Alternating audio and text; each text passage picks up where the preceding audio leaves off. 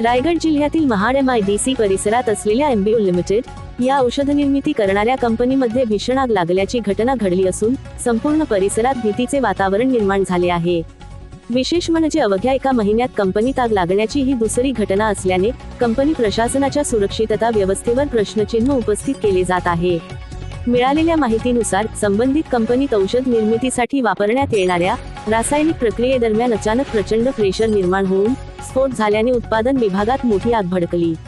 स्फोटाचा आवाज दूरपर्यंत ऐकू आल्याने परिसरातील नागरिकांमध्ये घबराट पसरली। घटनेची माहिती मिळताच कंपनीच्या अंतर्गत अग्निशमन पथकाने तातडीने घटनास्थळी धाव घेत आग नियंत्रणात आणण्याचे प्रयत्न सुरू केले। त्यानंतर महाड पोलीस व अग्निशमन दलाच्या गाड्याही घटनास्थळी दाखल झाल्या। संयुक्त प्रयत्नांमुळे काही तासांत आग आटोक्यात आणण्यात यश आले।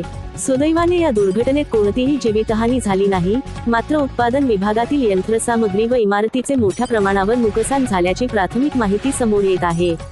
दरम्यान एका महिन्यातील ही दुसरी आग लागल्याची घटना असल्याने कंपनी शेजारील गावांतील ग्रामस्थांनी तीव्र संताप व्यक्त केला असून वारंवार अशा घटना घडत असतील तर कंपनीतील सुरक्षा उपाययोजना नेमक्या कितपत सक्षम आहेत असा सवाल नागरिकांकडून उपस्थित केला जात आहे। काही ग्रामस्थांनी या प्रकरणाची सखोल चौकशी करून जबाबदारांवर कारवाई करण्याची मागणी केली आहे।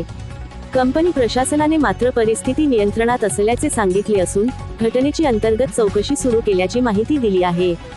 तसेच भविष्यात अशा घटना टाळण्यासाठी अतिरिक्त सुरक्षा उपाययोजना राबविण्यात येणार असल्याचेही स्पष्ट करण्यात आले आहे। या घटनेमुळे महाड MIDC परिसरातील औद्योगिक सुरक्षिततेचा प्रश्न पुन्हा एकदा ऐरणीवर आला असून प्रशासनाकडून सखोल चौकशी होण्याची अपेक्षा व्यक्त केली जात आहे। आमचा जो स्मॉल व्हॉल्यूम प्लांट आहे त्यामध्ये मेंटेनन्सचं मॅन्युफॅक्चरिंग चालू होतं।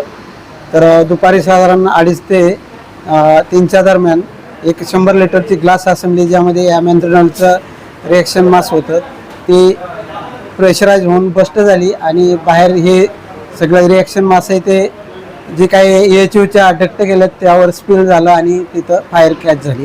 तर फायर कॅच झाल्यानंतर आम्ही इमिजिएट इमर्जन्सी सायरन रेज केला आणि लोकांना कल्पना दिली। त्यावेळेस आमचे इंटरनल फायर फायटर तिथं सगळे आमच्या इन्स्ट्रक्शननुसार आले आणि साधारण 10 मिनिटामध्ये AFFF फोमचा वापर करून आणि त्याचं ब्लँकेटिंग करून त्या फायरवर 10 मिनिटाच्या आत ती आटोक्यात आणली। यामध्ये कुठलीही काही इंजुरी वगैरे किंवा काही झालेली नाहीये कोणाला। अशा प्रकारच्या नवनवीन व्हिडिओ आणि चालू घडामोडी पाहण्यासाठी TV7 मराठी महाराष्ट्र न्यूज या चॅनेलला लाईक, शेअर आणि सबस्क्राईब करा।